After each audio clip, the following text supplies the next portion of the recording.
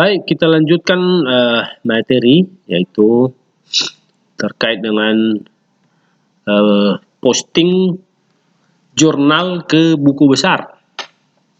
Nah, buku besar merupakan tahapan penggolongan pada siklus akuntansi.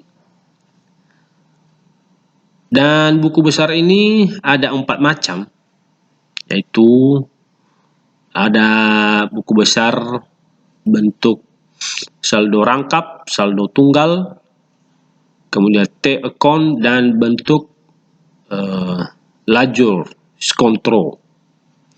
Nah, kali ini saya pandu Anda untuk membuat buku besar dengan saldo rangkap. Nah, saldo rangkapnya maksudnya begini, yaitu ada saldo debit, ada saldo kredit. Untuk membuat buku besar diawali dengan nama perusahaan, kemudian buku besar dan periode atau bulan, ya, periode buku besar itu. Kemudian prinsip membuat buku besar disusun secara berurutan, ya, mulai dari nomor akun yang terkecil hingga pada akun yang terbesar. Pada video tutorial sebelumnya saya sudah jelaskan bahwa kelompok akun pada perusahaan jasa ada 5, yaitu mulai dari aktiva, kewajiban, ekuitas, pendapatan, dan beban. Dari data jurnal yang sudah kita susun pada pertemuan sebelumnya, yaitu jurnal umum pada servis motor Burhan untuk bulan Desember, ya. Jadi kita awali dengan kelompok aktiva lancar, yaitu kas, ya. Misalnya kasnya dengan nomor akun 11, ya. Kita awali dengan buku besar kas, nomor akun kas 11, kita tulis seperti ini. Kemudian terdiri dari kolom tanggal, keterangan, debit, kredit, dan saldonya, saldo debit dan saldo kredit. Sebelum kita membahas cara posting ke buku besar, untuk kamu ketahui bahwa saldo normal, ya, saldo normal, ya, akun, kelompok akun pada buku besar, yaitu kalau aktiva saldo normalnya ada di debit, sedangkan kewajiban saldo normalnya ada di kredit. Ekuitas atau modal saldo normalnya ada di kredit, kemudian pendapatan usaha saldo normalnya ada di kredit, dan beban usaha saldo normalnya ada di debit. Kita awali dengan kas, ya. Kita lihat dari jurnal ini tanggal-tanggal terjadinya kas, baik di debit maupun di kredit. Misalnya tanggal 1, ya, kita ambil dari sini tanggal 1 kas, kita posting, ya, artinya dipindah bukukan. Maksudnya posting itu dipindah bukukan ke buku besar, yaitu tanggal 1 dipindah bukukan ke debit, terjadi di debit, ya, penambahan kas ada di debit sehingga saldonya 20 juta. Kemudian tanggal 3 terjadi kas di kredit, yaitu ada pengeluaran kas sehingga kasnya berkurang 1 juta ada di kredit, yaitu 1 juta, sehingga saldonya tinggal 19 juta per tanggal 3. Kemudian tanggal 15, kita cek lagi tanggal 15, kas ada di debit berarti bertambah kas 2 juta sehingga saldonya 21 juta.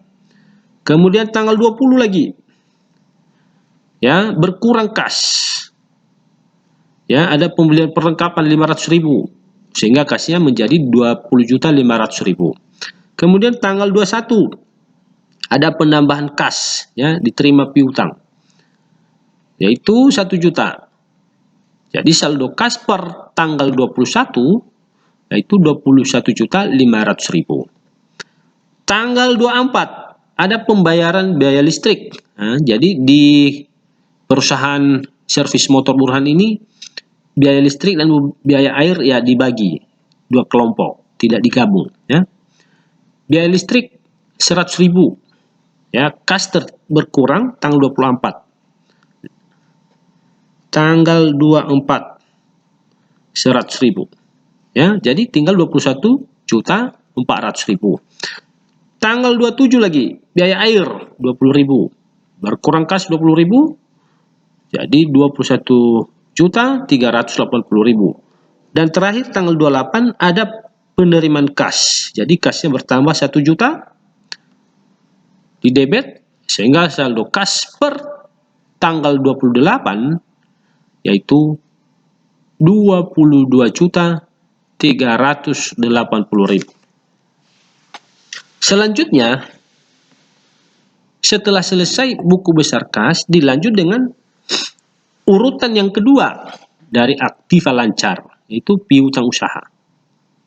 Ya, kita lihat piutang usaha tanggal berapa terjadi di buku jurnal umum. Itu hanya 2 kali, yaitu tanggal 10 bertambah piutang 2 juta, dan tanggal 21 piutang terjadi di kredit. Jadi di kredit juga ditaruh di sini, sehingga 2 juta dikurang 1 juta, saldo piutang usaha per 21 per tanggal 21 yaitu 1 juta. Begitu selanjutnya ya. Jadi berapa lagi buku besar yang harus dibuat? Sebanyak jenis akun yang ada di buku jurnal umum. Ya.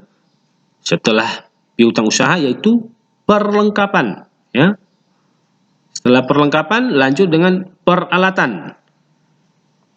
Kemudian akumulasi penyusutan peralatan. Kemudian kelompok ekuitas yaitu hutang usaha. Ya. Kemudian kelompok modal. Kemudian pendapatan usaha. Kemudian biaya listrik. Kemudian biaya air, biaya perlengkapan, dan biaya penyusutan peralatan. Jadi itulah buku besar yang harus kita buat. Jadi saya harapkan kepada anak kami untuk membuat buku besar yang lainnya untuk melengkapi catatanmu. Saya hanya buat 2 contoh, dan anak-anak kami saya harapkan untuk membuat buku besar selanjutnya. Demikian materi kita pada hari ini. Harapan saya kepada anak kami untuk menonton video tutorial ini dan memahami, dan kalau ada yang tidak dimengerti boleh dipertanyakan, atau tonton berulang-ulang cara posting data jurnal ke buku besar, atau lihat materi yang relevan di YouTube untuk kamu pelajari. Atas perhatian anak kami, saya ucapkan terima kasih. Yahoo.